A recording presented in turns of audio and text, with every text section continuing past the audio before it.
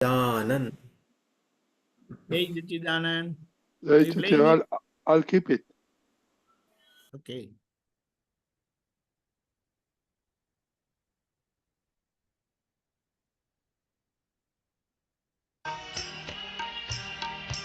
मनोबुद्धि चलता बतावे जे काई दृश्यो तेने जाने अचंचल आत्म प्रकाश दादा पासे बेसवाथी गमे तेवी अवस्थाમાં શુદ્ધ થઈ જાય બધા શ્વાસોશ્વાસ આપ સ્વજન તો તેને રે કહીએ જેના પર મૂકી શકીએ આપણે વિશ્વાસ.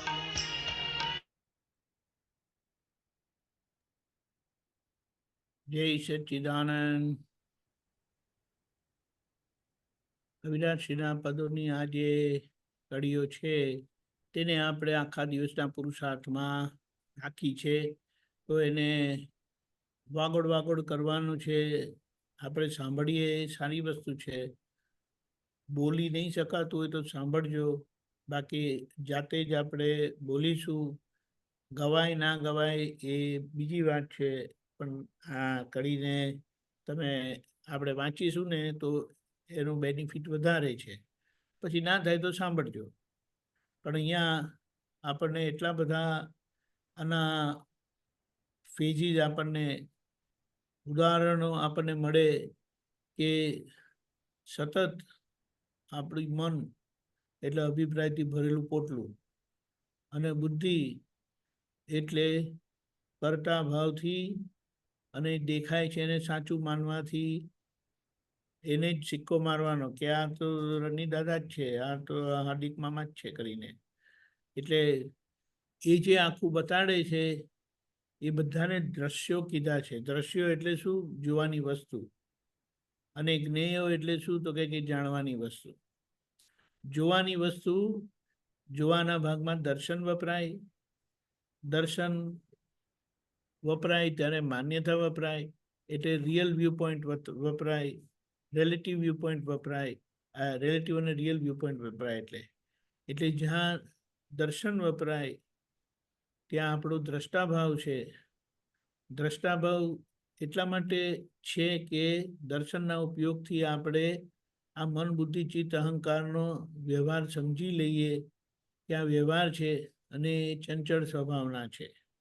એટલે જ્યાં કંઈ પણ ફેરફાર થાય છે, કંઈ પણ ચંચળતા છે, તે બધો વ્યવહાર છે. બદલાયા કરે બધો વ્યવહાર છે. અને એ બધા દ્રશ્યો છે જે આપણે આપણા દ્રષ્ટા સ્વભાવમાં, શુદ્ધાત્માના પ્રજ્ઞાશક્તિના દ્રષ્ટા સ્વભાવમાં આપણે એને જોઈએ છે. એટલે પ્રજ્ઞાશક્તિ દેખાડે છે ને આપણે જોઈએ છે. એટલે આપણી જે હું કરું છું અને હું જાણું છું નું ભેગું હતું ને ગૂંચવાડો, તે ક્રિયાવાળો ભાગ અને જાણવાવાળો ભાગ એટલે કે જોવાવાળો ભાગનું સેપરેશન અહીંયા બહુ સરસ રીતે થઈ જાય છે. એટલે ક્રિયાના ભાગના કરતાપણામાંથી, આ ચંચળ ભાગના કરવાપણામાંથી આપણે સંપૂર્ણ છૂટતા જઈએ છીએ. જેમ આપણે પોતે છૂટતા જઈએ છીએ સામા માટે પણ આપણને એવું થાય છે. એટલે જો હું નથી કરતો તો સામેવાળા બી નથી કરતા. એટલે જે સામેવાળાની ક્રિયાઓ જોઈને, વ્યવહાર જોઈને મગજ ફરે છે ને, તો ત્યાં પછી એક્સેપ્ટન્સ થાય. એ ક્રિયાના કરતા નથી. એ ક્રિયાપણાથી એ અંદર જુદા શુદ્ધાત્મા છે. આ તો ભમરડો છે, પ્રકૃતિના ભાગનો, કુદરતના હાથનો ભમરડો છે. જેમ આ મન વચન થાય જે મને લાગેલા છે ચંચળ ભાગ, એ ભમરડો છે, તેવું એ સામેવાળો પણ ભમરડો છે. એટલે એમની ભૂલ નથી. આ તો સામે જે આગળ બધા હિસાબો બધા ગોઠવાયેલા તે પ્રમાણે આ વ્યવસ્થિત ભેગું કરી આપે છે. એટલે પ્રકૃતિનો હિસાબ, પૂતગલનો હિસાબ પૂતગલમાં પૂરો થાય આત્મા એટલે હું શુદ્ધાત્મા અંતરાત્મા દશાએ આ પરિસ્થિતિને પરિણામોને જોયા કરું છું. એને જાણે અચંચળ આત્મ પ્રકાશ, આપણો આત્મ પ્રકાશ આજે પ્રજ્ઞા શક્તિના માધ્યમથી અંતરાત્મા દશાએ આપણે આખી એ ભૂમિકા છે એને આપણે સમજતા જઈએ છીએ, પાકું કરતા જઈએ છીએ, અને એ જ દ્રષ્ટા ભાવ જ્ઞાતા ભાવમાં પરિણામ પામશે. પણ એ યાત્રા લાંબી નથી, યાત્રા બહુ ટૂંકી છે, કારણ કે ઘણો બધો ભાગ કૃપાથી ભસ્મીભૂત થયેલો છે. હવે થોડો જ ભાગ છે, બ્લન્ડર ગયું ને પછી મિસ્ટેક કેવી રીતે જાય, દાદા કીધું ફૂંક મારવાથી જાય. એટલે આ આજ્ઞાની ફૂંક મારવાની છે, અને એની પાછળ આ સમજણથી રહેતા આપણે દાદા જ પાસે બેસી રહીશું. એટલે આ પૂતગલની પ્રકૃતિની બધી જ અવસ્થામાં, પોતાના સામેના પ્રકૃતિની અવસ્થામાં આપણા બધા શ્વાસો એટલે દાદા પાસે બેસી જવાથી શુદ્ધ થઈ જાય. એટલે શું, શુદ્ધાત્મા દ્રષ્ટિએ જ આપણે દ્રષ્ટા ભાવે એને જોતા જઈએ છે.